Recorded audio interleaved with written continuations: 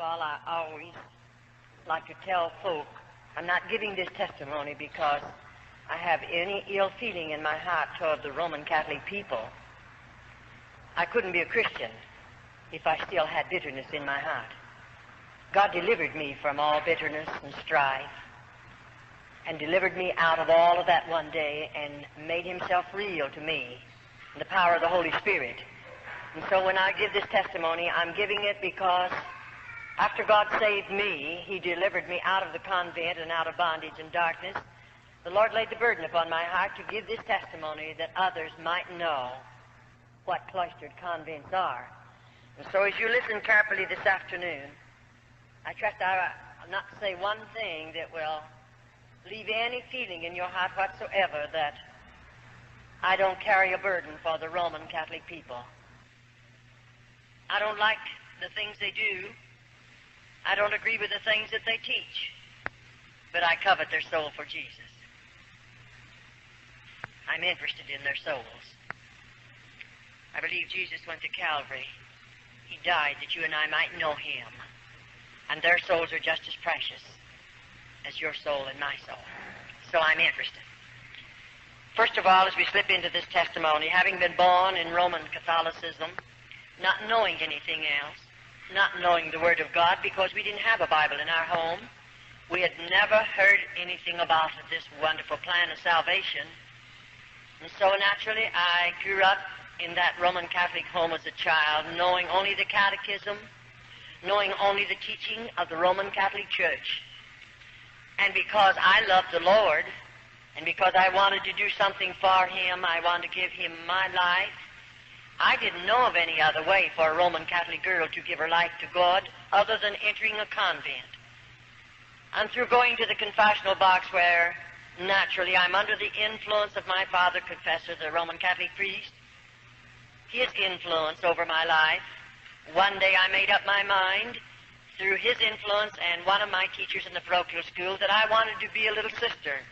At that time I thought of being a sister of the open order. But as I went on into this, up until the time I took my white veil, 16 and a half years of age, everything was beautiful. I really didn't have any fear in my heart whatsoever. Everything was taught to me was seemingly along the line that I had been taught in the church before I entered a convent. And so one day, after making up my mind to enter a convent, I remember that particular day, two of the sisters came home with me from school. They were my teachers. And when we arrived at my father's home that afternoon, our father confessor was in the home likewise. I often say when I was a little girl, children were seen and not heard. You didn't talk when you was a child, at least you didn't in my family, in my home, unless you were spoken to. And I remember I listened to them carry on a conversation, and then I moved over close enough to my father to ask him if I could say something. That was a bit out of the ordinary, and he permitted me to talk, and I said, Dad, I want to go into a convent. And I'll tell you, that priest took it up quickly. They had already been influencing me. My father broke down and began to cry, not because he's sad, but he's very happy. My mother came over and took me in her arms, and she too wept tears. She was very happy. Those were not tears of sadness, because I think her little girl was giving her life to the convent to pray for lost humanity. And naturally my family were very thrilled about it, and I was too. But anyway, I didn't go for about a year after that, and then the time come when I got myself ready, and my mother prepared things for me, and so I entered the convent. They took me, and we didn't have a place close enough to my father and mother's home, so I think they took me around 1,000 miles away from home, where I entered a convent boarding school. I liked about 3 months being 13 years of age, just a little girl. I look back on it now and think, my, homesick, I was so homesick. Why, my mother and daddy, they stayed 3 days with me, and when they left, I became so homesick naturally. Why shouldn't I? Just a baby away from home. And when I was a little girl, you know, I had never spent a night away from my mother. And I surely had never gone any place without my family. And naturally, there was a close tie in our family, and I was very lonely and very homesick. But I'll never forget after Dad and Mother told me goodbye, and I knew they were traveling a long distance away from me. And I had never realized in my heart I'll never see them again. Naturally, I hadn't planned it like that because I planned to be a sister of the open order. But if you listen carefully to this portion of the testimony, then you'll understand just why I'm saying some of the things that I say. Now, oftentimes we say the priest selects his material through the confessional box, because at 7 years of age, I went to confessional.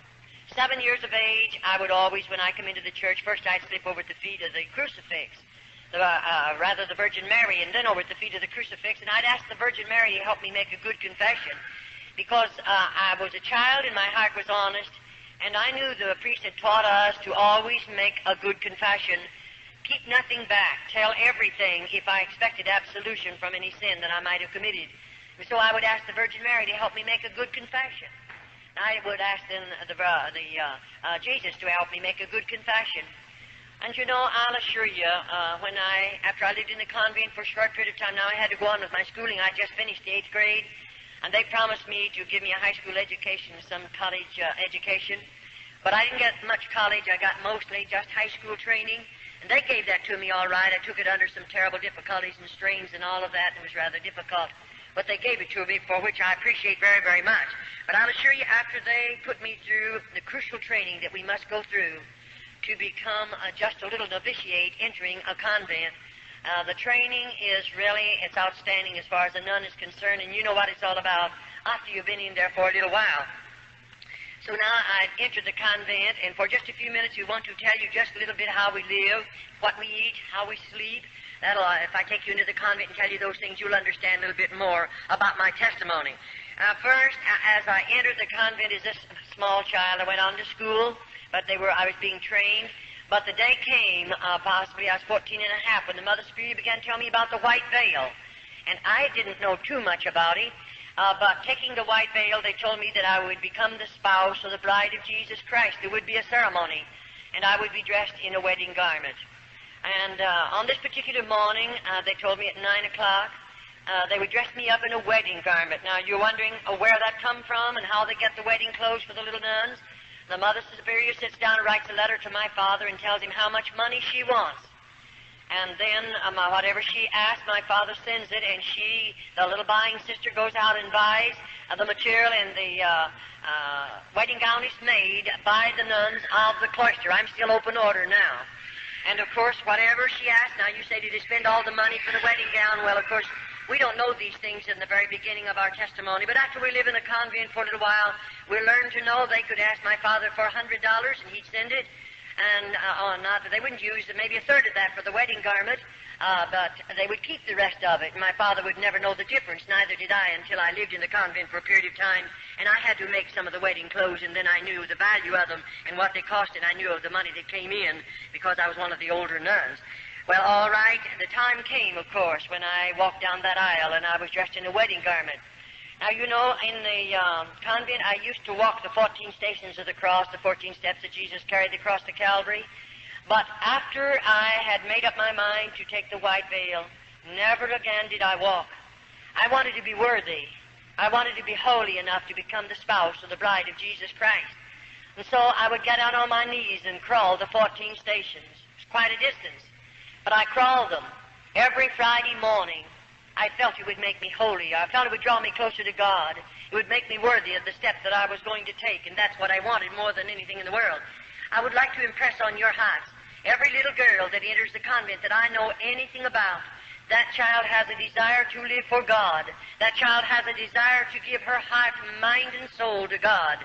Now, many, many people make this remark, and we hear it from various types of folk who say only bad women go into convents. That isn't true. There are movie stars who go into convents, and they've lived out in the world. No doubt they are sinners and all of that. But they go in when they're women. They know what they're doing. And they go in only because the Roman Catholic Church is going to receive not only thousands, but yea, it'll run up into the millions of dollars. And they don't mind who they take in if they can get a lot of money out of that individual. But the ordinary little girl that goes in as a child, she's just a child, and she goes in there with a heart and mind and soul just as clean as any child could be. I say that because sometimes we hear a lot of things that are really not true. Now, after we become the spouse of Jesus Christ, I want you to listen carefully to this, and then you can follow me into the rest of the testimony. We are now looked upon as married women. We are looked upon as married women. We are the spouse or the bride of Jesus Christ. Now, the priest teaches every little girl that will take the white veil, they'll become the bride of Christ. He teaches her to believe that her family will be saved. It doesn't make any difference how many banks they rob, how many stores they rob. It doesn't make any difference how they drink and smoke and carouse and live out in this sinful world and do all the things that sinners do. It doesn't make a bit of difference. Still, our family will be saved if we continue to live in the convent and give our lives to the convent or to the church. We can rest assured that every member of our immediate family will be saved. And you know there are many of little children that are influenced and enticed to go into convents because we realize it is a salvation for our families. And sometimes, even Roman Catholic families, the children grow up and leave the Roman Catholic Church and go out into the deepest of sin. And so every little girl that enters a convent is hoping by her sacrificing so much, home and loved ones, mother and daddy, everything that a child loves, her family will be saved regardless of what sins they commit. And of course we're children and our minds are immature and we don't know any better. And it's so easy to instill things like this into the hearts and minds of little children. And the priest is he's really good at it. And of course we look upon our priest, our father confessor, I looked upon him as God. He's the only God I knew anything about. And to me, he was infallible. I didn't think he could sin. I didn't think that he would lie. I didn't think that he ever made a mistake. I looked upon him as the holiest of holy because I didn't know a God, but I did know the Roman Catholic priest. And to me, I looked to him for everything that I asked of God, so to speak. I believed the priest could give it to me.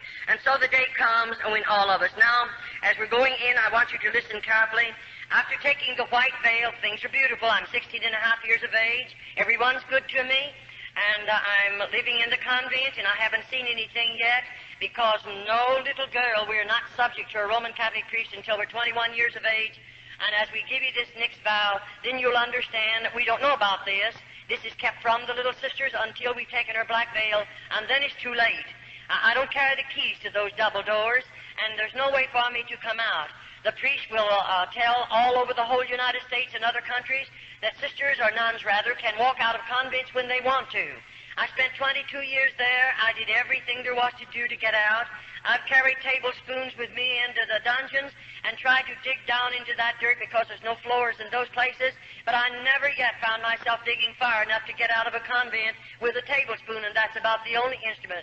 Because when we're using the spade, and we do have to do hard, heavy work, when we use a spade, we're being guarded, we're being watched by two older nuns, and they're going to report on us, and I'll assure you, you're not going to try to dig out with a spade, and you wouldn't get very far anyway, because they made those convents or built those convents so little nuns cannot escape. That was their purpose in building them as they build them. And there's no way for us to get out unless God makes a way, but I believe God's making a way for numbers of little girls after they come out of the convents. All right, and now when the time comes, I think I was 18 when the mother began talking to me. Now, I planned to come out, see, after my white veil. I wanted to be a little nursing sister in the Roman Church. But the Mother Superior, I suppose she was watching my life. I suppose she realized I had much endurance. I had a strong body. And I believe the woman was watching me because one day she asked me to come into her office and she began to tell me, Charlotte, you have a strong body. And she said, I believe you have the possibilities of making a good nun, a cloister nun. I believe you're the type that would be willing to give up home, give up mother and daddy, give up everything you love out in the world, so to speak, and hide yourself away behind convent doors. Because I believe you're the kind who would hide back there and be willing to sacrifice and live in crucial poverty that you might pray for lost humanity. She said, I believe you're the kind to be willing to suffer because we are taught to believe as nuns that as we suffer, our loved ones and your loved ones that are already in a priest purgatory will be delivered from purgatory sooner because of our suffering. She knew I was willing to suffer. I didn't murmur. I didn't complain. She knew all of that, and she's watching my life, and that's the reason she began to tell me about the black veil. And then, of course, I didn't know too much about a cloistered nun. I didn't know their life. I didn't know how they live. I didn't know what they'd done. But, this woman proceeded to tell me. Now, I hear a lot of people try to tell me in the various places that we travel and go. I hear a lot of Roman Catholics try to tell me I've been in so many cloisters. I know all about them. But a Roman Catholic can lie to you, and they don't have to go to confession and tell the priest about the lie that they told because they're lying to protect their faith. They can tell any lie they want to protect their faith and never go to the confessional box and tell the priest about it. They can do more than that. They can steal up to $40, and they don't have to tell the priest about it. They don't have to say one word about it in the confessional box. They are taught that. Every Roman Catholic knows it, and every Roman Catholic, you'd be horrified to know how many of them steal up to that amount. And many of them lie. We've dealt with them. I've dealt with hundreds and hundreds of them. I've seen good many of them fall into the altar and cry out to God to save them. And you know, before they're saved, they look into my face and hold my hand and lie to me. But after God gets a hold of their heart, then they want to make right what they've told me because they realize they've lied about it. But as long as they're Roman Catholic, they're committed to lie, and it's the saddest thing, and you can't expect them to know God because God does not condone sin. I don't care who you are, but I don't believe God condones sin. And I don't believe He's going to condone it to the Roman Catholic people, even though they're being misled and they're being blinded and led in the ways that's going to lead them into a devil's hell. I believe that with all of my heart because I've lived in a convent and know something about how those people live and what they do. Now the day comes. She told me, Charlotte, you'll have to be willing to spill your blood as Jesus shed His upon Calvary. She said you'll have to be willing to do penance, heavy penance. She said you'll have to be willing to live in crucial poverty. Now already I'm living in a bit of poverty, but I thought that was going to make me holier and draw me closer to God, and it would make me a better nun, and so I'm willing to live in that poverty. And then on this particular morning, she told me what I would be wearing. She said you'll spend 9 hours in a casket, and she explained a number of things to me. That's the most I knew about it, and I didn't find that out until I'd taken my white veil. And so on this particular morning, I'm 21 years of age, but 60 days previous to my being 21 years of age, I'm going to sign some papers that they placed in front of me, and those papers are this. I'm going to sign away every bit of inheritance that I might have received from my family after their death. Of course, I signed that over to the Roman Catholic Church. And oftentimes, I say the Roman Catholic priests are enticing girls, not only their background, and not only their strong bodies, their strong minds and strong wills, but he's enticing girls where mothers and fathers have much property, and they are comfortably fixed to the material things of this life. Why? Because when that child enters the convent, they're going to get a portion of her money, of her father's money. And I often say, even salvation in the Roman Catholic Church is going to cost you plenty of money, more than you know anything about. And so they don't mind commercializing off of that child and the inheritance that would have come to her. And so on this particular morning, I told the Mother Spirit, give me a little while to think it over. She didn't make me do it. No one did. But I thought it over for a couple of years, and then one day I told her, I think I'm going to hide away behind the convent doors because I believed I could give more time to God. I could pray more. I maybe would be in a position where I could inflict more pain upon my body because we are taught to believe that God smiles down out of heaven as we do penance, whatever the suffering might be. And I didn't know any better because I often say, if you could only look into the hearts of little nuns, if you are a Christian, you would immediately cry out before God in behalf of those little girls, because to me we are heathens. It doesn't make any difference the amount of education we may have. We are still heathens. We know nothing about this lovely Christ, nothing about the plan of salvation, and we're living as hermits in the convent. And so on this particular morning, I come walking down an aisle again, similar to that, and may I say, the morning before, I can't go into it too deep because I never would be able to cover enough of it so you could understand it. But this morning, I'm walking down that aisle, but I don't have a wedding garment on. I have a funeral shroud. It's made of dark red velvet, and it's way down to the floor. And I'm walking down that aisle. Now, I know what I'm going to do. The casket is all ready made by the nuns of the cloister, very rough boards, and it's sitting right out here. And I know when I come down there that I'll step in that casket and lay my body down, and I'm going to spend 9 hours in there. And 2 little nuns will come and cover me up with a heavy black cloth we call a heavy drape mortelle. And you know, it's so heavily incensed that I feel like I'll smother to death, and I have to stay there. Now I know when I come out of that casket, I'll never leave the convent again. I know I'll never see my mother and father again. I'll never go home again. I'll always live behind convent doors, and when I die, my body will be buried there. They told me that, so I knew it even before I done it. It's a great price to pay. And then to find out that convents are not religious orders as we were taught and as we were trained is quite a disappointment to a young girl that's given her life to God and willing to give up so much and sacrifice so much. I'll assure you it was a disappointment. And so after I spent those nights, you say, what you do while you lay in that casket? What do you think I did? I spilled every tear in my body. I remembered every lovely thing my mother done for me. I remembered her voice. I remembered the gathering around the table. I remembered the times when she would pray with us. I remember the things that she said to me. I remembered what a marvelous cook she was.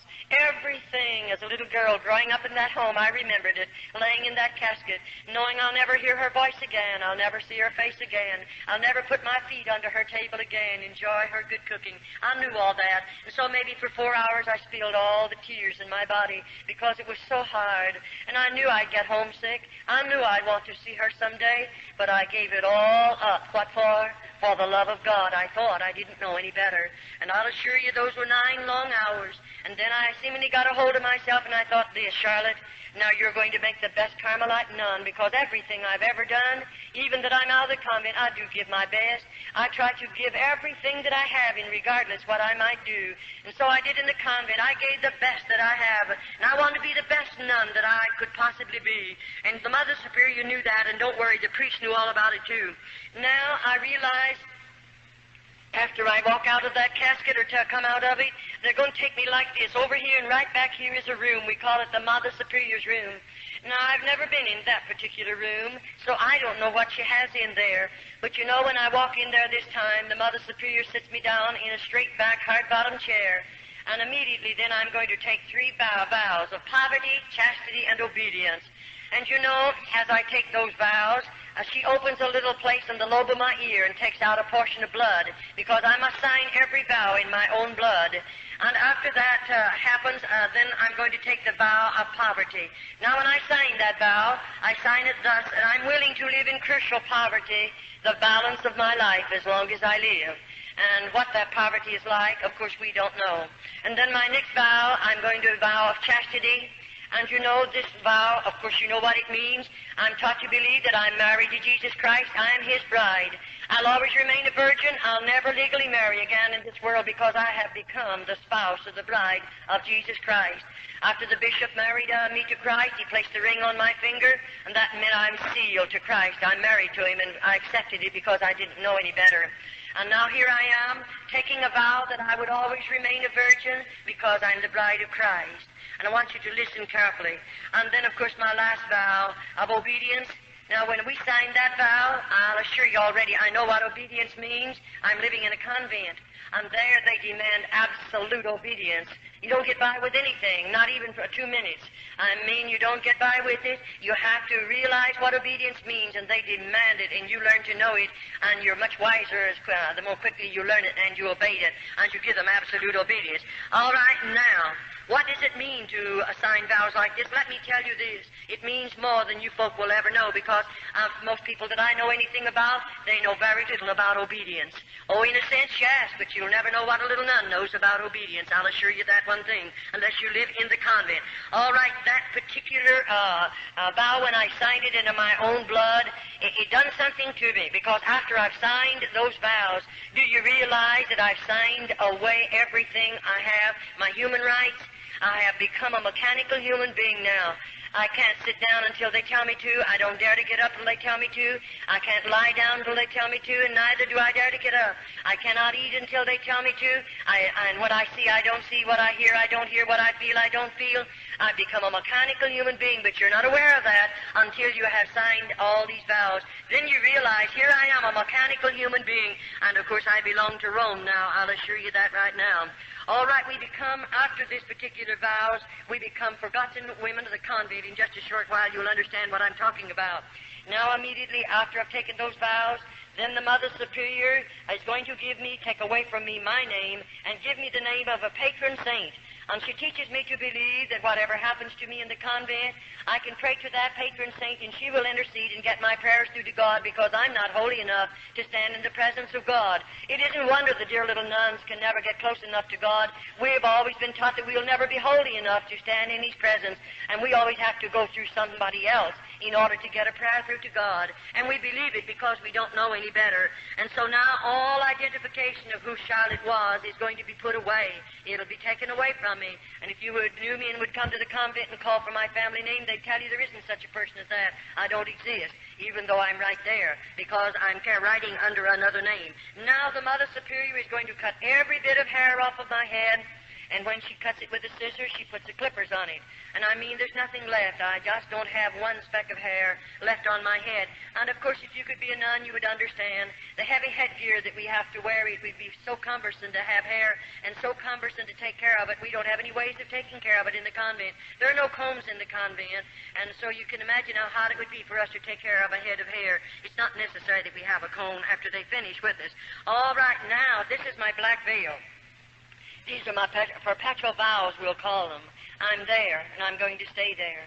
Now, you know, up until this time, I received a letter once a month from my family, and I wrote a letter out of the convent once a month for my family, even though when I'd write that letter, I'd no doubt they marked out a lot of it, because when I would receive a letter from my family, there was so much of it blacked out until there was no sense to the letter, and oh, I'd weep over those black marks. I was wondering what my mother was trying to say to me. Don't worry, you'll never get to know what she wanted to say to you, because they have blacked it out. And so it would break your hearts many, many times, and you're lonely anyway, because you have no friends in the convent. I'll assure you, even though there was 180 on my particular wing, not one of those nuns were my friend, and neither was I friend to them, because we are not allowed to be friends in the convent. We are all policemen or detectives watching each other. That's so we'll tell. And the little nun that finds something to tell on the other nuns, she stands in good favor with the Mother Superior. And then the mother teaches that nun to believe. When she stands in good favor with the Mother Superior, she's standing in good favor with God.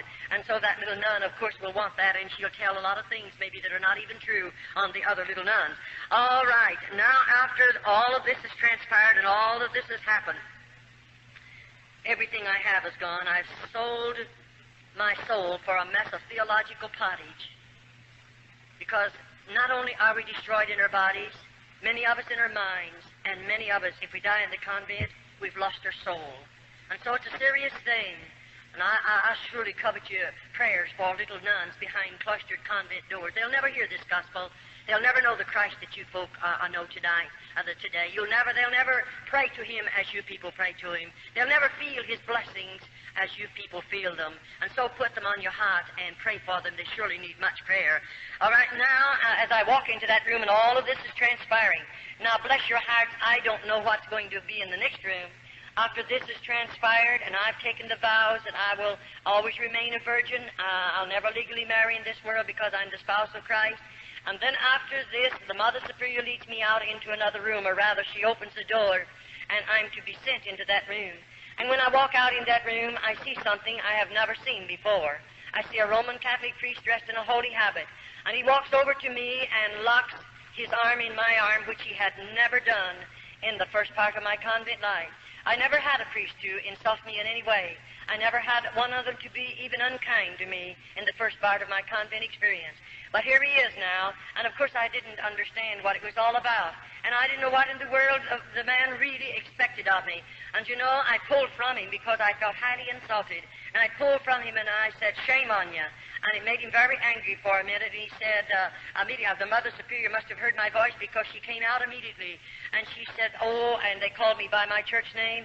She said, "After you've been in the convent a little while, you won't feel this way. The rest of us felt the same way you do. And you know, the priest's body is sanctified. And therefore, it is not a sin for us to give the priest our bodies." In other words, they teach every little nun this. As the Holy Ghost placed the germ in Mary's womb, and Jesus Christ was born, so the priest is the Holy Ghost, and therefore it isn't a sin for us to bear His children. And let me tell you, that's what they come to the convent for. No other purpose in all of this world do priests come into the convent but to rob those precious little girls of their virtue. And I'll assure you, we'll be telling you a little later in the testimony just what they really do after they come in under those particular deals. But may I say, now every bridge has been burned out from under me. There's no way back. I can't get out of the convent even though I pled. Oh, how I pled with that priest. Send for my father. I want to go home. I don't want to go any farther. And let me tell you, that's when you stand alone and you don't know who to turn to, and you're a victim of circumstances, and you live in the convent because there is no other way to get out of the convent. And I'll assure you, I stayed in the convent until God made a way for me to come out. And so after all of this, now my mail will stop. I'll never receive another bit of mail from my family. Never another letter. I belong to the Pope. I belong to Rome. And then after all of this, the Mother Superior, after taking these particular vows, and the priest has invited me to go to the bridal chamber. You say, "Did you go?" "No." Definitely not. I didn't enter the convent to be a bad woman. It would have been much easier to stay out of the convent to be a bad woman. You wouldn't go into the convent and live in the poverty we live in and to suffer as we suffer to be a bad woman. No girl would do that. And it would have been much easier to stay out of the convent if I wanted to be a bad woman. But I went there to give my life and heart to God, and that was the only purpose I had in going there. And here this priest is, and of course I didn't go to the bridal chamber with him. I had a strong body then. One of us would have been wounded because I would have fought until the last drop of blood. And you know, it made them very, very angry, I'll assure you. But I didn't go to the bridal chamber with him. But now I'm going to have to go to penance the next morning, and of course this will be a heavier penance because of what I done already. And when the Mother Superior says we're going to do penance the next morning, I'm going to be initiated as a Carmelite nun. And I remember when she walked me down into that particular place, it was a dark room. I remember I lived above on the first floor until my black veil. After the black veil, they take me one story under the ground. And I lived from there on until God delivered me under the ground. I didn't live in the top part of this buildings at all. But you know, as we walked into this room, it's dark and it's very cold. And when we walked in, we came from back there somewhere. We come walking towards the front, and I walked along beside the Mother Superior. And when I got near the front, I saw those little candles burning. Anywhere in the convent, you'll find the 7 candles burning. And when I came a little closer, I saw the candles, but I couldn't see anything else, and I wondered, what's she going to do to me? That's the thing in our hearts, and we can't get away from it because we have fear. And when I come a little closer, I saw something lying on a board there. And you know, when I came real close, then I realized, here's a little nun lying on that board. I'll call it a cooling board because it was that. And just as long as her body, and there she was, and when I could see where the candles flickered down on her face, I realized that child is dead. And oh, I wanted so much to say, how did she die? Why is she here? How long do you keep her here? But you remember, I signed away every human right. And so I can't say one word, but I stood looking. Then the Mother Superior said, you stand vigil over this dead body for 1 hour. And at the end of the hour, a little bell is tapped, and another nun will come to relieve me. And may I say, I was advised every so many minutes, I have to walk out in the front of that little body and sprinkle holy water and ashes over the body and say, peace be unto you.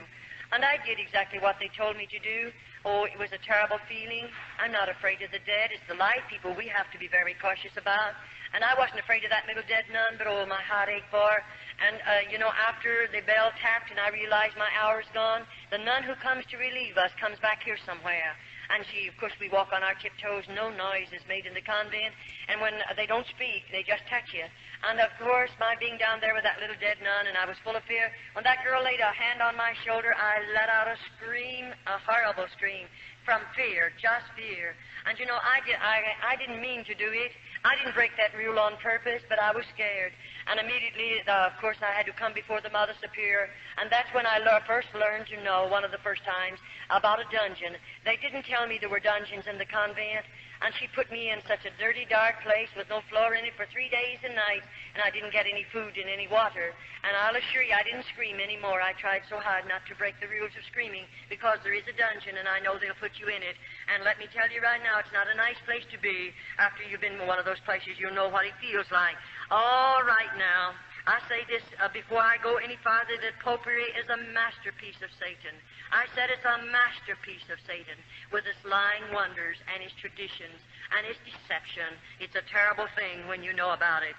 And so as I come down into this room, and she took me, let me look at this little girl, and that particular, if we call it a penance, is over. Now, the very next morning, she said again to me, Charlotte, you're going to do penance. Not the next morning, it was 3 days after, because I spent 3 days and nights in the dungeon. The next, fourth, fifth morning, whichever it was, she said, you're going to do penance. She took me down into another room, not the same room. And when we come walking down this time, I could see that big piece of wood, but I didn't know what it was. And when I came a little closer, there was a cross. It was made of heavy timber. I might say it was maybe 8 or 10 feet high, very heavy. And that cross was sitting on an incline like that. And she had me walk over here at the base of the cross, and she said, now strip your clothes off. And I took my clothes off. And then she made me, down to my waistline, then she made me drape my body over the foot of that cross. And she pulled my hands underneath and bound them to my feet. And then, you know, that's where I'm going to spill my blood. And she had not told me how, and neither could I ask how I would spill it. and she gave two little nuns that came with her a flagellation whip. It's, I might call it a bamboo pole. It's about this long. It's about that big around. And it has 6 straps on it about this long, and on the end of either of those straps there's a cross piece of sharp metal. And those little nuns, either was given one of these whips, and they stood on either side of the cross. Now, at the same time, those girls began whipping my body. And I mean, when that metal hit my body, it would break the hide, of course.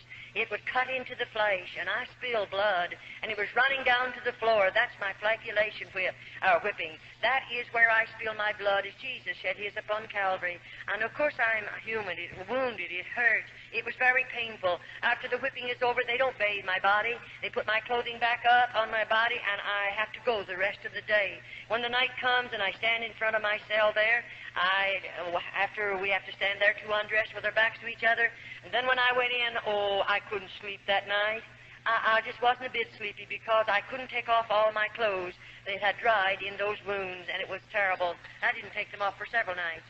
And I'll assure you, when I came before my food, I didn't want my cup of black coffee. In the morning, we get a cup of black coffee. They serve it the tin cup, and we can have no milk or no sugar of any type in it. And we have 1 slice of bread. That's made by the nuns of the cloister. They weigh it. It weighs 4 ounces. That's all I get for breakfast. And then, of course, in the evening, I get a bowl of soup, and that's fresh vegetables cooked together. There's no seasoning in the soup whatsoever, and a half a slice of bread, and 3 times a week they give me a half a glass of skim milk. That consists of my food 365 days in the year. And I began losing weight very rapidly, I'll assure you, because I didn't have enough food to eat. I don't know the day that I went to bed without a hungry stomach. Sometimes it would be so hungry I couldn't sleep. The pain was gnawing. You can't hardly stand it. And you know you're only going to get that 1 slice of bread the next morning. That doesn't fill you up. And of course we have to work hard all day long. And I'll assure you, those little nuns, as I covet your prayers for them, they need your prayers in more ways than one, because you'll go to bed with a full stomach tonight. And you're very comfortable right now, but I'll assure you there's not one of them that's comfortable. They're hungry, and they're sick, and they're wounded, and they're hurt, and they're heartsick and homesick, and discouraged, and worst of all, seemingly they have no hope. No hope. You and I are looking forward to the day when we're going to see Jesus. They have no hope whatsoever, and I surely hope you don't forget to pray for them. All right, that was terrible, I'll assure you. And then in a few mornings after this, the Mother Superior is taking me back for another initiation. And when I go into the penance chamber this morning, we come from a place up here, and we're going to walk back along the, like that, clear to the back. And you know, it was quite a ways back there, and I went through part of it's a tunnel, and then I come out into a room, and I'll walk through that room, and when I get way back there, I see those candles burning, and I see something else. There's ropes hanging down from the ceiling, and oh, I'm so scared. I wonder what the ropes are for, and what's she going to do? After these 2 penances, you began to have a lot of fear in your heart. And so I can't say anything, and I walked back there, and you know, I saw the ropes then real plain, what they're doing hanging down from that ceiling. Then she tells me, you go over there against the wall, about that close from the wall, and I have to stand sideways like this. Then she asked me to put up both of my thumbs, and I did. And then she pulled one rope down, and there's a metal band fastened securely, and she fastens that around the joint of my thumb. Then the other one comes down and fastens around this thumb. And there I'm standing like this, facing the wall, and then, you know, she comes over here to the end, and there's whatever you want to call it, she starts winding. And I start moving, and she's taking me right up in the air. And, you know, when she gets me so just my toes are on the floor, just on my tiptoes, she fastens it. And there I hang, and all the weight of my body is on my thumbs and on my toes. Not a word is said. No one speaks a word. And she walks out of that room and locks the door. If you know what it means to hear a key locking a door and know that I'm strung up there like that, you'll never know unless you're a nun. And when that woman walked out, I didn't know how long I'll stay there, how long that woman will leave me there. And you know, they didn't come to give me food. They brought me no water. And I thought, is this it? Am I going to die back here just like this? And within a few hours, you can imagine, I'm still a human being. My muscles began to scream out with the pain. I was suffering.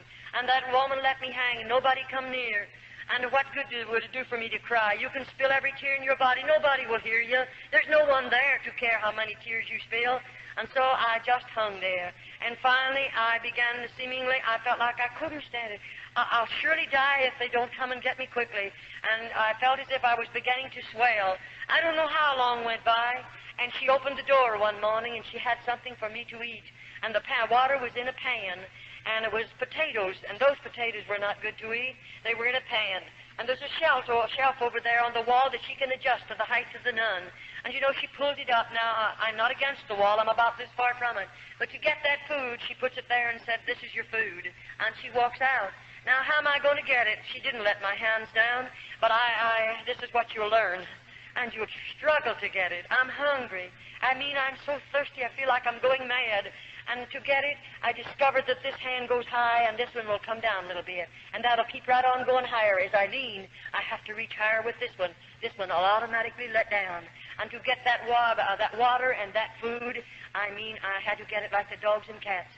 And I lapped as much of it as I could because I'm so thirsty. And get those potatoes, I tried as hard as I could because I'm hungry. I mean, I'm hungry. And I got as much of it as I could naturally, but I was hungry. That's the way she fed me for a while, and then she released the bonds on my hands and on my feet. And I tell you, then I shouldn't have said on my feet.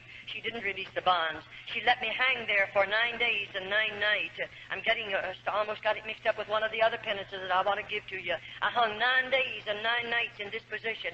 And may I say, at the time come when I was so swollen here, and naturally I could see myself puffing out here. I felt like my eyes were coming out of my head. I felt like my arms, what part I could see of them right there, they were 2 or 3 sizes, their normal size. I felt like I was that way all over my body, and I was like a boil. I was in real suffering. And then on the 9th day, she comes in and she releases the bonds from my hands and my body and lets me down on the floor. Now, I go down, I can't walk. I'll assure you I didn't walk. I didn't walk for a long time. But you know what? There's 2 little nuns that carry me out. One gets under my feet and the other under my shoulders. And they carry me in the infirmary and lay me on a slab of wood. And there they cut the clothing from my body. And let me tell you right now, nobody but God will ever know. I'm covered with vermin and filth. Why, I'm hanging there in my own human filth. There are no toilet facilities. Right behind me is a stool. And they have running water in it, and the lid is down, and they have sharp nails driven through that lid. If I break my ropes and fall on that, I would suffer terribly. And this is the life of a little nun behind cloistered doors. After they've already deceived us, disillusioned us, and got us back there, then this is the life that we're living. And these are the things that we're going to have to do. And I'll assure you, it isn't anything funny. And then I remember as I lived on in that place, oh, let me tell you, in the morning, we have to get up out of our beds at 4:30 in the morning. The Mother Superior taps a bell, and that means 5 minutes to dress. And may I say to you folk, it's not 5.5 minutes. You better get that clothing on in 5 minutes. And I failed one time, and I had to be punished severely, but I never failed again in all the years in the convent. And you know, when we are finished dressing, then we're going to start marching, and we march by the Mother Superior. And that Mother Superior is going to appoint us to an office duty every morning. It might be scrubbing, it might be ironing, it might be washing, it might be doing some hard work, but I have to work 1 hour. Then we'll go in and gather around the table, and we'll find setting in front of us our tin cup full of coffee and our slice of bread. And then, of course, we have hard work to do. We have, I think there was 12 tubs in the convent that I lived in, and we wash on the old-fashioned washboard. We have the old sad iron that you heat on the stove. And you know, it wouldn't be so bad if we just had our own clothing in the convent, but the priests bring great bundles of clothing and put them in there because they can get them done for nothing, and we have to do that clothing on top of it. We work very, very hard, and they're not able to work because they don't have enough food to keep body, mind, and soul together, and those little girls are living under these particular circumstances. Well, I say we're women without a country, and I mean just exactly what I say, women without a country. Now we belong to the Pope. Anything they want to inflict upon my body, they can do it. And all the howling I do, if I should howl, it wouldn't make any difference because nobody's going to hear me. And they have no idea that I'll ever leave the convent. The plan is I'll die there and be buried there. Now you say, Charlotte, can you go into the convents? Any one of you folk can go into an open order convent, or a closed convent, into the speak room. And there is an outside chapel that you can walk into, of any that I know anything about. But you know, you just go in there and wander around to have some place to go, because you might meet something you're not expecting. If you go in there, you go prepared to take food to some little girl that's in there, and be sure that you know who you're taking it to. And when you go, as you walk up toward the front of the building like this, you'll see a bell, and you'll know what to do because it'll tell you. And you press a button there, and there'll be a gate swing out. It has about 3 shelves on it. And, of course, you've brought something for someone that you know in the convent. It might be the mother coming to visit her daughter. And you know, when that bell is tapped, the Mother Superior is back here behind a big black rail. Now, that's a big iron gate there, and there's heavy folds of black material clear across there. And you can't go back there. You'll never see the Mother Superior, but she'll answer you through the black rail. And you might say, I brought some homemade candy for my daughter, and you might ask the Mother Superior to let you speak to her. You can't see her, but you could speak to her. And you know, the mother will call that lovely little girl and call her out on the other side of the rail. Of course, you can't see her. And you know what? The mother will speak to her and say, honey, are you happy here? And that little nun will say, Mother, I'm very happy. You say, why did she say that? Well, bless your heart, don't you know the Mother Superior is standing there? And if we didn't say that after our mother is gone, then only God knows what the Mother Superior will do to the little nun. And so we must lie to our mother. And then the mother will say, do you have plenty to eat? And that little nun will answer and say, we have plenty to eat. But I'll tell you, that mother will go home. She'll prepare a lovely meal for the rest of the family. But if she could look in and see our table and see what her little girl is eating, if she could look into her little girl's eyes after she's been there 3 or 4 years, baby Jesus, and there's the crucifix, and then we have a prayer board. And by the way, I'll assure you folk that you'll never want to kneel on our prayer board. We kneel on it every day if we are able to walk under our own power. It is a board about this height from the ground, and there are 2 leading up like this one, and this one is about that wide. I'm going to drop my knees down on it, and there's sharp wires coming up through that board, and then this one up here I prostrate my arms on, there's going to be sharp wires. After all, I told you we were going to suffer. We were going to do penance, and this is a part of my suffering. And as I kneel on that prayer board, I'm praying for lost humanity, and I'm believing as I suffer that my grandmother will be released from a priest's purgatory sooner because of my suffering. And I'll kneel there longer sometimes. Oh, it's terrible, but we don't know any better, so we do that because that's all that little nun does know. And we believe it. And there we are, and we are locked in our cells. Every night the key is turned in those doors. We can't get up and come out of there. And then more than that, 7 minutes of 12. We go to bed at 9:30, the lights are out. 7 minutes of 12, there's 2 little nuns appointed to unlock every door. Every little nun again gets on her feet, dresses in full dress, goes into the inner chapel, and there we again pray 1 hour for lost humanity. We don't get very much sleep, that's why, and we don't have enough food, and we work hard, and we suffer much. That's why our bodies are so broken. That's why we seemingly don't have enough strength to carry on after we live there. But I'd like to say this to you as I go, before I go any farther. Now, I did those various things. We are taught to believe that as we spill our own blood, now we must do this. As I whip my body, if I torment it or torture it in any way that I spill blood, I'm taught to believe that I'll have 100 less days to spend in purgatory. Now, you know, we have no hope. Those little nuns don't look forward to anything. You may think they do, but we don't. Why? After you live in a convent 10 years, I began to realize the Virgin Mary is just a piece of metal. She's a statue. I began to realize St. Peter's just a statue. I began to realize that the statue of Jesus is just a piece of metal. In other words, we come to the place to believe that our God is a dead God. And I'll assure you, after you live in a convent long enough, not at first, oh no, but after we've suffered enough, after we've seemingly fallen down at the feet of those statues and spilled our tears on them and have begged them to intercede and get a prayer through to God, and years go by, of whatsoever, a parent won't even know when they're dead. So who's going to pray us out of purgatory, or rather buy us out of purgatory? No, we realize after we're in there for a period of time that there is no purgatory. And of course, you know there isn't, and I know there isn't. And there is no purgatory. The only purgatory the Roman Catholic people have is a priest's pocket, and they're filling his pockets with coins in order to pray for the dead. And may I say, there are thousands and thousands of Roman Catholics. In the month of November, may I say to you, in United States, 2 years ago in the month of November, the Roman Catholic priests praying masses for the dead of the Roman Catholic people in this country in 1 month collected $22 million for masses said for dead Roman Catholics. That's just a little idea, our sample of what's going on in this country. And still there are thousands of mothers that will work their fingers to the bone to go over there and give the priest another $5 to say a mass for a loved one that's in a purgatory, because that mother believes there is a purgatory. In the convent they have a painting of purgatory, and there's nothing in the room but just that painting. And you know, every Friday we have to walk around that painting.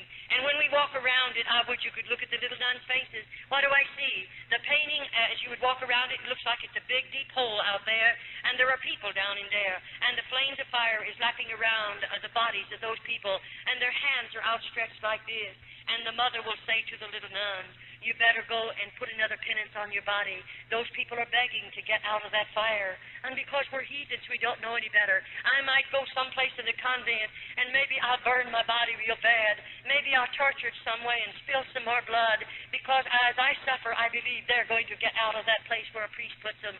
And there are millions of people, so to speak, in purgatory that your priest have put there. And when he knows that it's the biggest fraud there is in the world, he knows there's not a bit of truth to it. And bless your heart, I often say you take purgatory and mass away from the Roman Catholic Church, you'll rob her of 9/10 of her living. She'll starve to death if you would take it away from her. She commercializes not only off of the living, but off of the dead, and on it goes. All right. It doesn't bother a Mother Superior to take one of those dear little girls. And may I say, you know, when the priests come into the convent, they come as our father confessors. Once a month we go to confession. And we don't want to go, don't you worry. I many of the time have got in the very back row. I didn't want to go in there. I know who's out there. One of them, may not know the particular man, but I know he's a priest. And I know those priests. I certainly have seen them enough. I've lived there long enough. I certainly have had contact with every one of them. And I'll assure you this one thing. I don't trust one single one of those in the convent. Now, we're not telling you about every priest. I don't know all the priests. I'm just talking about the convent in my personal testimony of convent life. And you know, we know something about what's out in that room. And here we are. We know we're going to confession today. It may take all day long. And here he comes. And I have never seen a Roman Catholic priest come into the convent that I was in without intoxicating liquor under his belt. And I say a man or a woman, regardless of who you may be, when you get liquor under your belt, you're not a man, neither are you a woman. You become an animal and a beast. And so we have a beast sitting out there. There's a straight back hard-bottom chair, no other furniture but the crucifix and the Virgin Mary. But here he is sitting on that chair right out there in the middle of that room. Now here a little girl has to walk out there alone. And she has to kneel down. Think of it. Why, bless your heart, I really sometimes, I'm saved now, I'm out of the convent, and I now look back at that Roman Catholic priest, and I often say, I'm sure he was a twin brother to the devil, because he's full of sin, he's full of vice, he's full of corruption. And we go out there and kneel down at his knees. Now, you're a lucky girl if you get away from that man without being destroyed. Why, he's drunk. He's a beast. He's not a man. Oh, he has a holy habit on.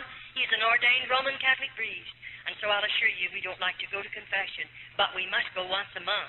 Those little girls can't help themselves, and nobody comes out into that room but the priest and I until it's all over, and then we can come back, and the next one will have to come. And I'll assure you, we don't appreciate that day. And those little girls don't know any better. They don't know anything about the plan of salvation. They don't know that Jesus went to Calvary and died for them. They don't know that he shed his blood for them. Those little girls know nothing about it, because to me, as I repeat again, the Bible was a hidden book to every one of those little girls. And so now they can do things like this. Now, if a Roman Catholic priest comes into the convent, he may go to the Mother Superior and ask her to permit him to go into the cell where one of the nuns are. And you know, that mother with her carnal mind and her carnal heart, and she's very hard and very carnal, and she is the mother many times of many illegitimate children. They belong to the priest.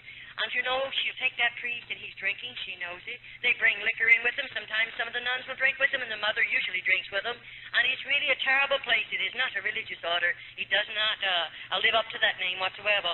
But here she brings that priest into one of our cells. Now, I wonder if you realize how serious it is. That Roman Catholic priest, he has liquor under his belt, we know that. But he has a big, strong body. He's had 3 square meals food every day of his life. He can eat all the food that he wants. But you know, there's a little nun that may have a broken body, and she may not have very much strength. And what did he come into that cell for? For nothing other than to destroy that little nun. I often say I wish the government could walk into a convent just about the time one of those priests are let in the cell. The mother will turn a key in the lock, and you're locked in there with that priest. Now, we have no way to defend ourselves. And I often say I have had to nurse those little girls. I'm an RN. I got my nurse's training by going through the tunnel over to through the hospital as I lived in an open order convent. But may I say, after that priest is taken out of there, if you could look upon the body of that little nun, she looks like something you've thrown out in a hog pen. And a half a dozen old sows have just mauled that child's body. And this is convent life. I can understand why your priests are calling over the phone every day or two and screaming their heads off because I'm in this city giving this testimony. But may I say to you, I don't mind if they continue to scream. I don't mind what they do. I I'm not one bit afraid of them. I'll continue to give this testimony. As long as God gives me strength, I'll be giving this testimony regardless of your priests or your bishops in this country. I know what I'm doing. I know what I'm saying, and I'm not afraid of anybody in all of this world. I'm a child of God, and I believe God won't let anybody put a hand on me until my work is finished. And then I often say, I don't care what you do to my body after I leave this body. I'm sure I don't mind.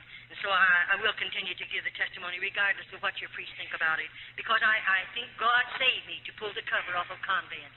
I believe He saved me to uncloak those places that are riding under the cloak of religion. I believe that with all of my heart. I'll assure you I do. Now, if I refuse to give my body, you know we're just supposed to give our bodies voluntarily to those priests. Many times the nuns are overpowered. But if I refuse to give my body voluntarily to them, then you know he becomes very angry, and he goes immediately to the Mother Superior. Then when two carnal minds tend to come together, they can invent things that you and I, we don't have enough evil in our heart to invent things like that. We don't have enough sin in our lives to even think of such terrible things. And when those two carnal minds come together, the next time, I want you to know they're all ready. Now the Mother Superior might say to me in a day or two, we're going to do penance. Now the penance that they'll inflict on me is something that the Mother Superior and the priest has invented, and it can be very, very cruel. They might take me down into one of the dirty dungeons, and there's no floors in those places. And you know, they have a place down there. There are rods about 3 feet long. They have a burrow down into cement, and at the top of it there's a ring about this big, sticking out of the ground. They have some leather straps fastened there. And when they take me down there, they put my foot, either foot through those rings, and then they strap my ankle securely. Now I'm standing with my feet in those rings. All right, they're going out of there. They're going to leave me locked up in that place by myself, and it's a dirty place. Well, I might stand there for 2 or 3 hours if I have strength enough in my body, but what do you think's going to happen to me then? I can't stand any longer. Sometimes we faint, sometimes we just become exhausted and we go down. But when I go down, he flips my ankles over like that, and I can't do anything about it. I don't have what it takes for me to get up. I may have to lie in that position for 2 or 3 days, and no one will come near. They won't give me a bite of food. They won't bring me 1 drop of water, but I must stay there. And the next thing you feel is the bugs crawling over my body and the mice running over me, and I still have to stay there. I can understand why they don't want me to uncover. They don't want the world to know these things are going on. No priest in this country wants it. And if he doesn't want the world to know it, then they better be pretty careful that nobody ever gets out of a convent after they spent a few years back there. But may I say again to you, my God, He is greater than all the outside forces. My God can reach His hand over into those convents, this country, any other country, and make a way for a girl to come out, and He won't have to ask the bishop to help him. He won't have to ask the priest to help him. But God can make a way for us to come out. I'll assure you that. Well, on it goes. Then sometimes the priests come and they get angry at us because we refuse to sin with them voluntarily. And you know, after all, the nuns' bodies are broken after we're there a while. And many the time, to have him strike you in the mouth is a terrible thing. I've had my front teeth knocked out. I know what it's all about. And then we get you down on the floor and then kick you in the stomach. Many of those precious little girls have babies under their heart.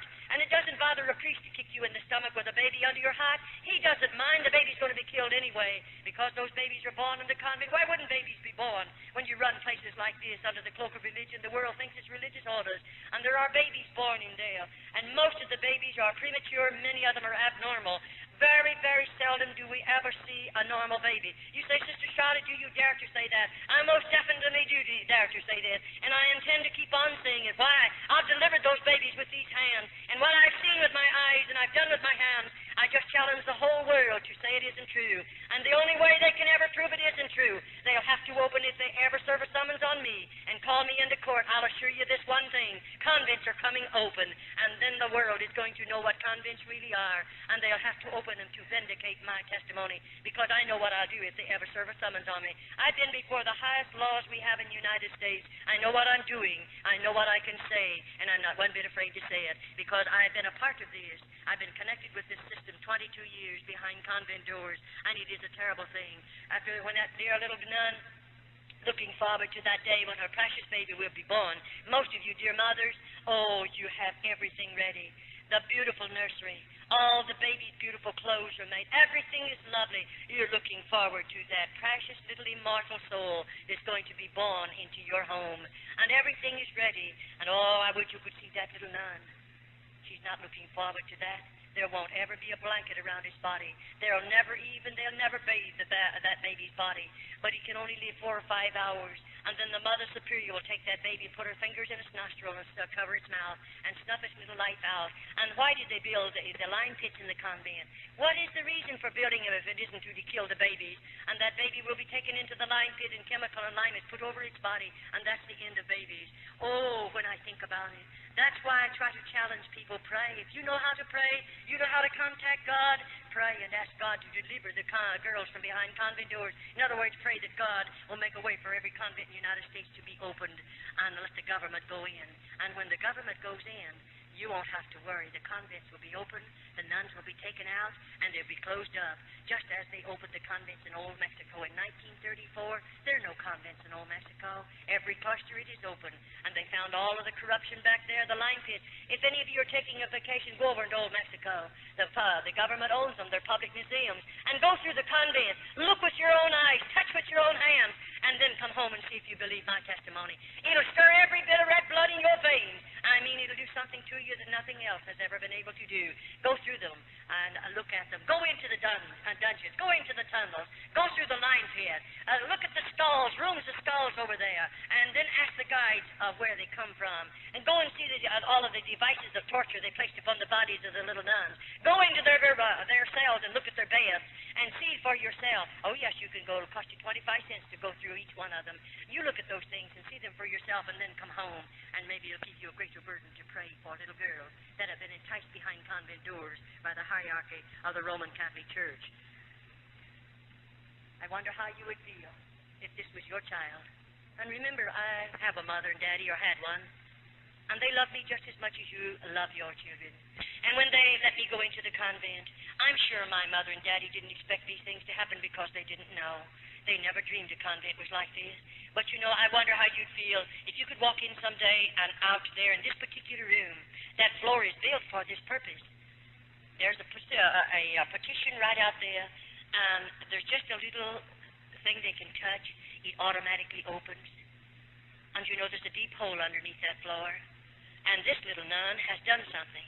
I can't tell you what she's done, because I wasn't there when she done it. But she's done something, and to them it's very serious. And when they bring her to this particular place. Her little hands and feet are going to be bound securely. They're going to drop her in that horrible, horrible pit. And then they're going to put the boards back down. No one will ever know. Oh, there's plenty of chemical and lime down there. But you know, they don't do that. 6 little nuns have to walk around that hole. We'll chant as we walk around that hole. We don't want any evil spirits to come out into the convent, so we sprinkle holy water over that hole. Then we may walk for 6 hours, and then they'll appoint 6 more nuns. And on it goes until we hear the last moan, and that's the end of the little nun they place down there. No, she'll never be delivered from the convent. But does it bother you to know that that little nun will die and be lost? Does that bother you? It bothers me, because I didn't know Jesus. I couldn't tell her about God. I didn't know him myself. But it bothers me very, very much. But God won't hold me accountable. Her blood will not be on my hands because I didn't know the Lord and I couldn't tell her about it. And so on it goes. Then I wonder how you like to see it. Here we are, a body of those little nuns. On this particular morning, the Mother Superior might say this. We're all going to be lined up here, and I don't know what she's lining me up for. And then, you know, there might be 10 of us, there might be 15 of us, and then she'll tell us all to strip. And we have to take every stitch of our clothing off. We're certainly not anything beautiful to look at. Our eyes are back in our head, our cheeks are falling in, our bodies are wasted. God only knows what we look like because I never saw myself in 22 years. I didn't know I had gray hair. I didn't know I had lines in my face. I didn't know how old I was. I only found that out about 6 years ago. You know nothing about what you look like. And here we are lined up. And here comes 2 or 3 Roman Catholic priests with liquor under their belt. And there they're going to march in front of those nude girls and choose the girl they want to take to the cell with them. These are convents, cloistered convents, not open orders. The priest can do anything he wants to and hide behind the cloak of religion. Then that same Roman Catholic priest will go back into the Roman Catholic churches, and there he'll say Mass. And there he'll go into the confessional box and make those poor people believe he can give them absolution from their sins. When he's full of sin, when he's full of corruption and vice, still he acts as their God. What a terrible thing it is. And on it goes, well, I live there. Now, all the time these things are going on, what do you think's happening inside of Charlotte? God love your hearts. I didn't know people could hold so much hatred and bitterness. And it went on and on and on. I was filled with bitterness and hatred. And I mean, it continued to build. I began in my heart to think, when I can get the Mother Superior in a certain place, I'll kill her. Isn't it awful to get murder in our hearts? I didn't go in the convent with a heart like that, nor a mind like that. But I began to plan murder in the convent. How I could kill her, how I could kill a Roman Catholic priest, and on it goes. And oh, I tell you, every time she did fix something awful on my body that I'd have to suffer so terribly, when I could think sensibly again, then I would begin to plan, how could I kill that woman? And on it goes. Well, after all, you can't help it. For instance, I wonder how you would feel. The Mother Superior, here she is, and she's going to sit me down in a chair. And you know, that chair is straight back, hard bottom, and I don't have any hair. She's going to take everything off my head. And you know, she's going to put my hands like this. They'll be out here in stalks. And I'm going to have to bend my head over like that in order to put the stalks across my neck. And I'm fastened securely. And over my head there is a faucet of water. And you know, there's a faucet of water just above my head, and my head's over. Now that mother's going to turn that water on, just a drop, and the drop will just come about this fast. It'll hit me right there on the back of my head. And you know, I can't move either way. I sat there 1 hour, 2 hours, 3 hours, 4 hours. What do you think's going on? I'm sitting there. I can't move. I'd do everything to get away from that drop of water in the same spot on my head. Why, God love your heart if you could look in. You'd see us frothing at the mouth. You'd see those little girls. They're trying so hard to move, to get away from that water. And they let us stay there sometimes 10 hours, all day long. Many, many times a little nun cracks up completely. She goes stark raving mad under this particular penance. What in the world do they do with her? I tell you in a few minutes. Don't you worry. They have a place for us after we go mad in the convent. They take care of us. They have places for the little nuns. There's places built down there for us. Well, on it goes. Well, you know, these things went on and went on and went on. And it was terrible. But, you know, I began to plan and plan and plan. After she's done something like that to me, it's terrible. One day, the Mother Superior took violently ill. You say, who would take her place? There are about 3, sometimes they have 4 older nuns, and they always pick the one that's hard, the one that seemingly is carnal, that one that has no conscience, to be a Mother Superior, and she works under this one. One day, if something happens to the main Mother Superior, another one will take her place, and on it goes. But you know, this particular day, they sent word to me. The Mother Superior, I was to come into her room. She's very sick. And quicker than lightning, I began to think, if I get in that Mother Superior's room, I know what I'll do. You know, after all, I'm a sinner. I'm a nun, but I'm a sinner. And I don't know God. And I have a lot of hatred in my heart. And I walk in that room. They have called in an outside Roman Catholic doctor. She's a very sick woman. And he has left all orders. And they left the medicine and everything. Now, I'm supposed to take care of her. And that was wonderful. I do take care of her. All day long I did what they told me to do, what I'm supposed to do. And those particular tablets, I knew what they were, and I knew what they would do and what she was taking them for. But anyway, all day long I gave her her medicine. I done everything I'm supposed to. All evening long. Why? I want to be sure what I'm doing. What I do, I have to be careful. And you know, I waited until 1 o'clock in the morning. Why? Because every night those little nuns have to be gotten out of bed and go chant from 12 to 1, 7 minutes to 12 to 1. I thought I'll wait till all the nuns go back to bed, then I'm going to do something. And bless your hearts, after they were all back in their beds, I'll tell you what I did. I took 5 or 6 of those tablets. I was only supposed to take 1 in a half a glass of water ever so often and give it to her. But because of the type they were and what the type of tablet was, I knew what it would do. I put 6 of them in a glass of water and stirred them up. And I gave them to her. I knew she would go into convulsions that would twist her completely out of shape. I knew that woman would suffer 1,000,000 deaths within 25 minutes. I knew that. And I thought, I'm going to watch her suffer because she has punished us. She has hurt us so many thousands of times. I'll watch her suffer. Isn't it terrible to think a child can live in a place like that long enough until she has the same kind of a heart almost the Mother Superior has? But that's what comes when sin gets in your life. And so I waited. You know, I gave them to her. And something happened to me. I got scared. And I looked at that woman, and she began to change color. And I couldn't find her pulse. I couldn't find her respiration. I was frightened. And I thought, oh, what shall I do? If they find her dead, only God knows what they'll do to me. I'll tell you what I did. I got that stomach pump as quick as I could. I pumped that woman's stomach. I massaged that woman. I done everything there was to do. And oh, thank God she didn't die. I said, I thank God. But you know, I sat down by the bed and held her hand and watched her carefully until the respiration came back normal, until her pulse was normal, and I felt she would live. And I thought of another thing. I'll do this then. I saw where her keys were hid in her shelf right there in her own room. So they're on a big chain or on a big ring, and I thought, I'm going to take those keys. I'm going down into that dungeon. When I say down, this is 2 stories under the ground. I'm going someplace where she's always wandered. It's a solid wall like that, and clear to the back end of that wall, there's one door, and it's heavy, and it's always locked. And I've heard her tell me scores of times, and I'm sure she has the others, don't ever try to go through that door. What in the world is over there? And why did she tell us that? We can't get through it. It's locked. But, I wondered what was back there. Because when they had me in the dungeon for a long time once, I heard screams under the ground. I heard such blood-curdling screams, and I knew there were some girls locked up somewhere. And so I'm going through there if I find a key. And so I got her keys, and I went into that particular place. And when I got back there, it took a while to do it. I want you to know, to find the key. But when it unlocked that door, I walked through that door, and I walked into a hall. The hall, I would say, was maybe 5 feet wide, maybe wider than that. That's just a guess. And anyway, on the other side of the hall, there were a number of cells over there, small rooms, and they had real heavy doors. And in those cells were little nuns. And when I went up to the first one, near the top of the door, there's a little place about this long, it's about that wide, and it has iron bars going across there.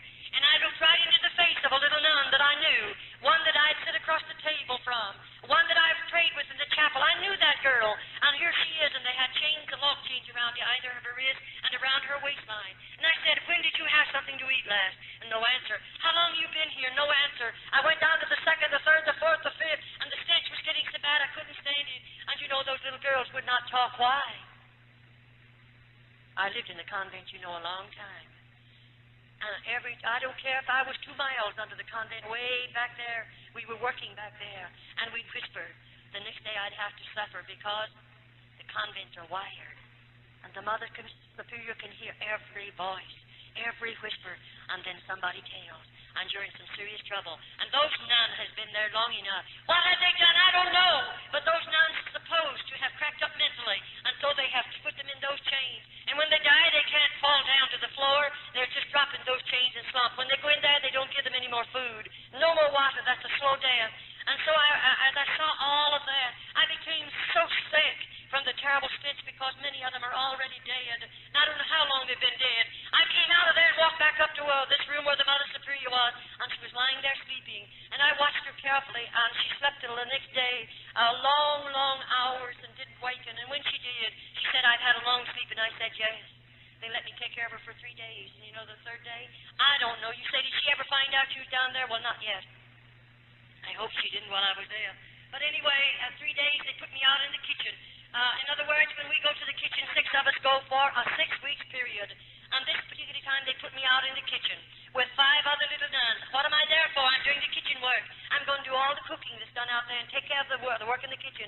And so when I went out in the kitchen, we have a long table back here, and it's a work table. And our vegetables will be prepared for the soup, and that's what we were doing, all 6 of us.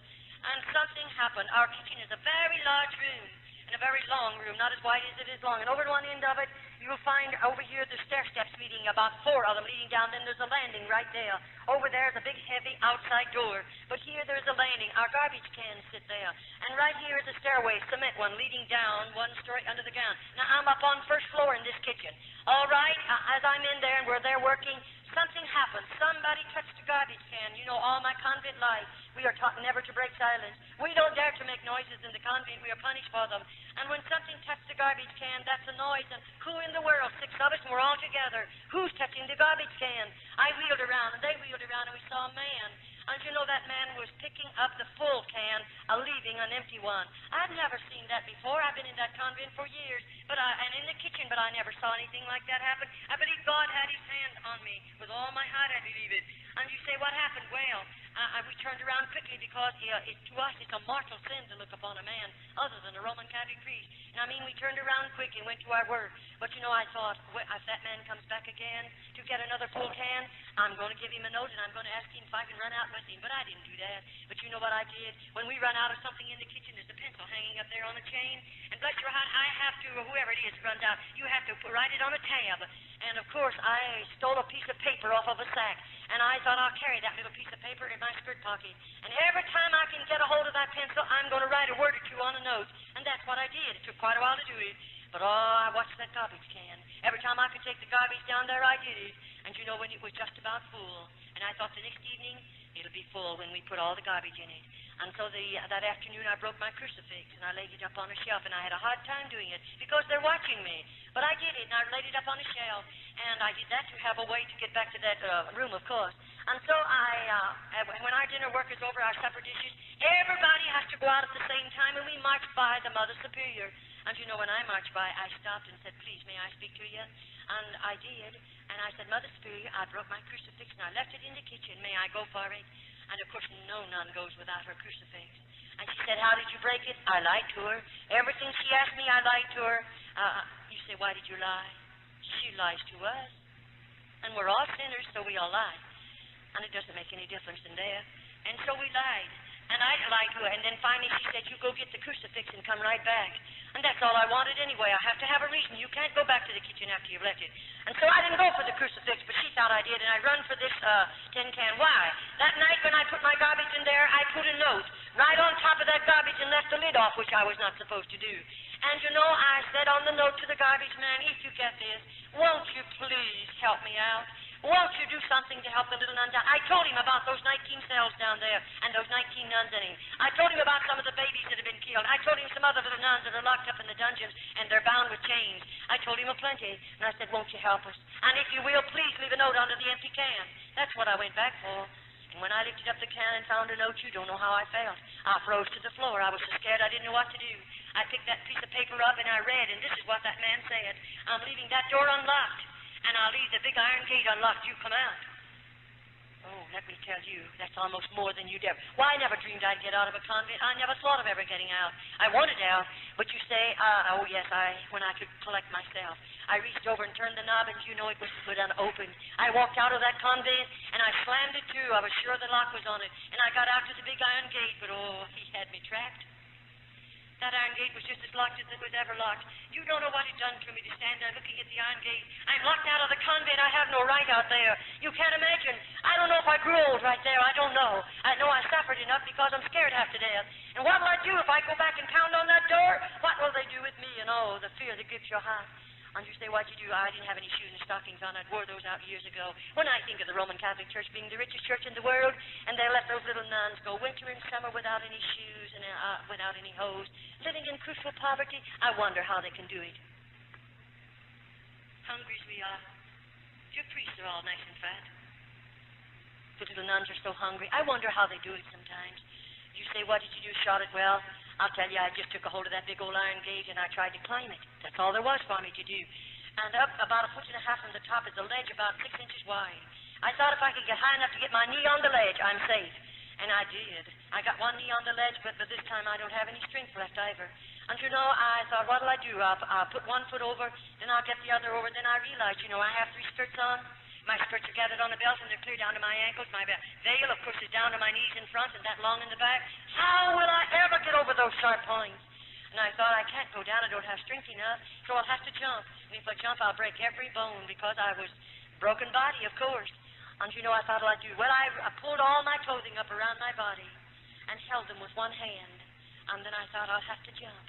And you know, they have a buzzer in the convent, and when a little nun tries to escape and they catch her, they put a buzzer on. And oh, if the priest tell you they don't come to the convent, I would you could see the priest then. You'll find a good many of them there, and they immediately are after that nun. They don't want her out. If she comes out of that convent, she's going to give a testimony someday, and it'll pull the cloak off of convents. And I'll assure you they don't intend for us to get out. And so as I let loose of that top of that gate and I made that jump, I just didn't make it. My clothing caught on top of those points, and I hung there, but I'd let loose. And I often say, you know, I don't know what I look like.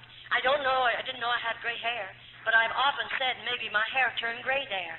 Maybe you'll never know what I suffered hanging on top of that gate, knowing that buzzer can go on any minute, and then what would they do to me? I was scared. So I thought I tried to wiggle my body into swing it. If I can get back far enough to grab the gate with one hand, maybe I can help myself, and I did. And then with the other hand, I tried to pry the snappers loose on my skirt, and that let me fall between them. Do you know what happened to me? I hit the ground. I was out. I was unconscious for a while. I don't know how long, though we have no way to tell. But when I came to, I had a shoulder broken and my arm was broken right in here. The bone had snapped right through my flesh because I didn't have any meat on me. And I thought, what'll I do? And I realized I'm on the outside. And where am I going? Where do you think you'd go? I'm not in the United States. I'm in another country. And I don't know a thing about that country. When they took me over there, I was so heavily veiled, and they took me from that particular cart or train to the convent. I was so heavily veiled I couldn't see anything. And I don't know where I am. I don't know where to go. I don't know if I have any people. I don't know if I know anybody in the world. And I'm a pauper. I don't have any money, and I'm hungry, and my body's broken, and I'm hurt now. Where do you think you go? I tell you, it's something to think about. I just started away, but get away from the convent, and I did, and I started moving away. And all the leaves were falling, and they made so much noise, and I was scared, and I kept on moving. And finally, dark overtook me, or rather, there's no twilight in that part of the country. It just drops off into darkness. And, you know, I saw this little building beside the road, and I thought I'll crawl in. It was a doghouse or maybe a chicken coop or something, but it's dirty, and I crawled in there because I was shaking and scared. And I laid in there for a little while to get a hold of myself, and then I thought, I'll have to travel. It's dark. It's safer for me. So I got out and traveled that night, and the next day I hid behind pieces of board and tin that was piled up against an old building, and all day long imagine hiding in that hot place. And hungry as I was, with broken bones, do you realize what it was all about? No, you'll never know. But I do. And then, you know, when night came again, I have to go, because I'm going to get away from the convent. I'm afraid to rap on somebody's door. Remember, I'm scared. I don't know. I might rap on a Roman Catholic's door. They will immediately notify the priest, and I'll be taken back to the convent. And I'd rather they kill me than take me back. And so I didn't. But I went on and on and on. And then the next day, I hid out in an old straw stack. And then that afternoon, on the third day, I was scared then, because this arm was swollen as tight as it could swell, and I was having to carry it in the other hand. And all my fingers began to turn blue, and I realized gangrene poisoning setting in. And, you know, I'm nobody to do anything for you. And I realized I'm going to die just like a rat beside the road. That's a terrible feeling. And I thought, what'll I do? I'll just get out and go a little sooner. Maybe I'll have to rap on somebody's door. And that's what I did. And I remember as I walked, I don't know how far, I saw this lamp. It was an old-fashioned lamp burning. Very poor house, no paint on it. And I knew those were poor people. So I walked up to the screen door, and I rapped on it. And a tall man came to the door. He was rather old. And I said, please, may I have a drink of water? And you know, that old man didn't answer me, but he walked back in the house and called his wife. And God bless her heart, she's like most old-fashioned mothers. She came to the door, and she didn't say, who are you, and what do you want? Thank God. There are a lot of good people in this world. That dear little woman just pushed that door open and said, won't you come in and sit down? Do you know that's the most beautiful music I've ever heard in my life? I should say I'll come in and sit down.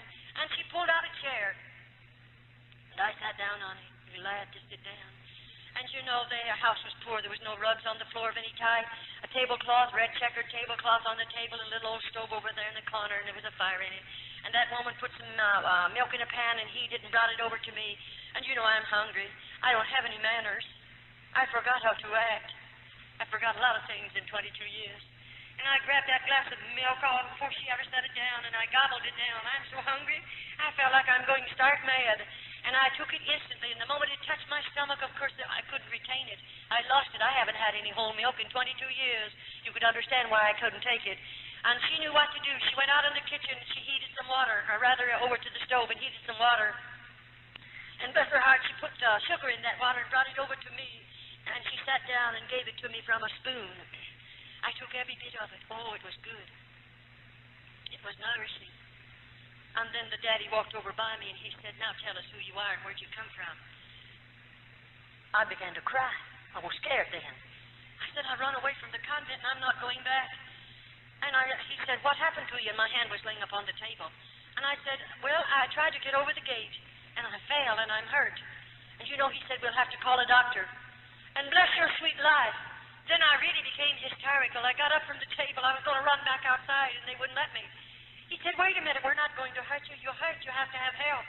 I said, I don't have any money, and I don't have any people, and I can't pay a doctor bill. Of course, I was just in a terrible mess, if you want to know it. And that man said to me, I'm going after a doctor. He said, and he's not a Roman Catholic. Neither am I. That dear man didn't have a car, but he hitched up a horse and buggy, and he drove 9 miles to get a doctor. The doctor came out in his car, and when he got out to the place, he got there ahead of the man. And when the doctor walked in and walked around me, he just kept walking around me, and he was swearing. Maybe he didn't realize it was a terrible effect on me. When he stopped and looked at me, of course, he was mad. He was mad. Why was he mad? He was mad because he was looking at something that was supposed to be a human being. And I didn't even look like a human being. I was in such a horrible condition. But finally he calmed down. He came over to me and he said, I'll have to take you to the hospital tonight. Oh, I became hysterical. I said, I don't want to go. Please don't make me go. And then he sat down carefully and took my hands. And he began to say, I'm not going to hurt you. You have to have help. And I want to help you. That doctor took me into the hospital that night, and that's where I learned how much I weighed. He weighed me, and I weighed exactly 89 pounds. I weigh 178 right now.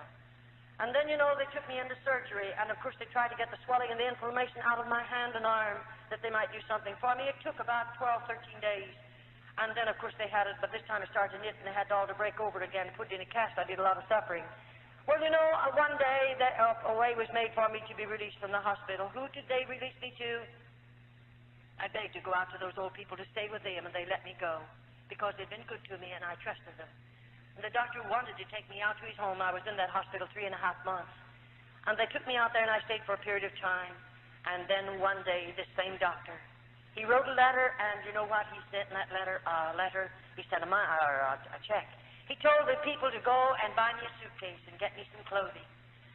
He was coming for me on a certain day. He had told me, I'm going to find your people for me. That doctor's a stranger to me.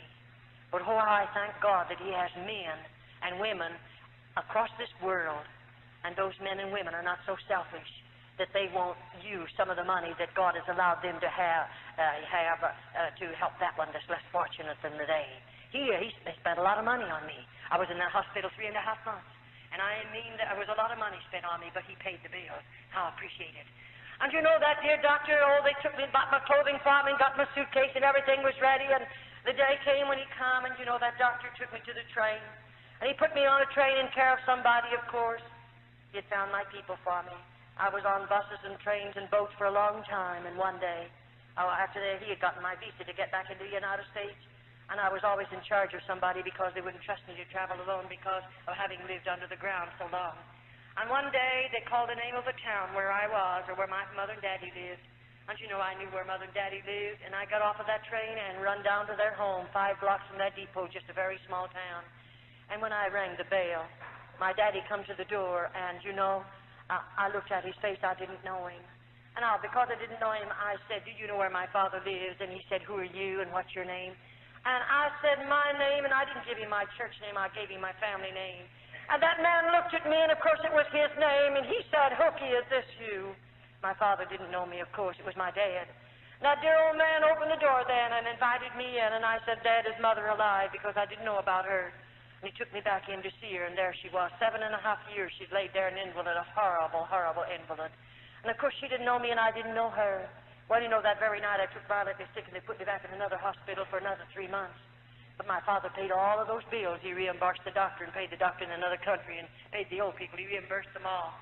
All of that was wonderful. Then, one day, after my body was strong enough, since I'm here in the United States, it took a long time, several years, I'm a nurse, and I took the examination to nurse. And you know what God did? He let a woman come into that particular hospital. It was a Roman Catholic hospital. This woman was a Church of God minister. She came in, and I thought, how strange. Just across the Mississippi River is 2 magnificent Protestant hospitals, and she lives in one of those cities. Right there, 3 cities joined together. And why in the world did she come over here to this Roman Catholic hospital? Why, I believe God had his hand on it all the time. That woman came in, and the doctor said, I want you to special her case, and I went into that room to prepare that woman for the operating table. And I heard her praying. And I want you to know, I became that woman's private nurse, or special nurse. After she left the hospital, she went home, and I became her special nurse in the home. And that woman asked me if I wouldn't go to church with her. And I lived in her home long enough to hear her pray. I lived in that home long enough to read the Bible to her because I am her nurse, and I did what she told me to. I'd never read a Bible before in all of my life, and she'd have to find the scriptures, and then I'd read them to her. And as I read the Word of God, God began to get a hold of me. And finally she said, won't you go to church with me? And I went to church with that woman. And I sat back there and heard a gospel for the first time in my life. And I'll tell you, I went through 4 nights. And it was really beautiful. I've never heard anything like this. And all the time she was telling me about the plan of salvation and telling me about God and that I needed God and I needed to be saved. And of course, I was believing her. Do you know what I'd do every night? I'd go home from church with that woman. I'd say, you go to bed, but let me go to the basement. I'd lay my Bible down on a chair, and there I'd challenge God, and I'd say, God, did you hear what the preacher said? Did you hear it, God? And then I would tell God everything that I could remember the preacher said. And I said, God, you heard every word, didn't you? Now, if you're God, and the Bible is the Word of God, and God, you're real, I want what those people have. But if you're not God and the Word of God is not your word, then God, please don't give to me what those people have. Let me tell you, I challenge God. I put him to a test. God's not going to give you anything that's not of God. Don't you worry. And every night I've continued to do that 4 or 5 nights, and I didn't eat either. I couldn't sleep, and I'd lost my appetite, and I was losing a lot of weight. It was terrific, but you know, one night I come back to church, and out of a clear blue sky, right in the middle of that man's service, I just got out of my seat. And with both hands up in the air, I come running right straight down an aisle like that. And I fell in at that altar, and I cried out, my God, forgive me for all my sins. I was a sinner. I mean, God met me there. Praise his wonderful name. There's a pool of water on that floor. I was sorry for everything that I did in the convent. I stole potato peelings. I stole bread. I told lies. I called the Mother Superior names under my breath. And I want you to know God met me down there, and he forgave me of every sin there was in my life. And how I thank and praise him for it. Praise his wonderful name. God's been very good to me. Very good to me. A few nights previous to that, I went back to church. God filled me with the baptism of the Holy Ghost. May I say to you, God means more to me than all the material wealth you have in this city. I'd rather have Jesus than anything you might have, because I found him to be the best friend I've ever known. I can tell him anything I want to tell him, and he won't call you up and tell you what I told him. I can sit at his feet and tell him every day of my life, Jesus, I love you. Jesus, I love you. And every secret of my heart, I can pour out to him, and I don't worry about him calling you up and telling you what I told him. He's the best friend you ever had. He's able to save you. He's able to deliver you. He's able to loose you from the things of this world, set you free to know him. Praise his name. I have a wonderful God. I love him supremely. I'd rather have Jesus than anything that you might have. God is real in my life. It's really wonderful how God delivered me out of the convent. Pray for me. I need much prayer. I'll be going places where it's predominantly Roman Catholic. I'll have to suffer much. But I'm willing to suffer for Jesus, that I might tell someone about him and give my testimonies that other dear little girls might be spared from convent. So pray for me, won't you? God bless you.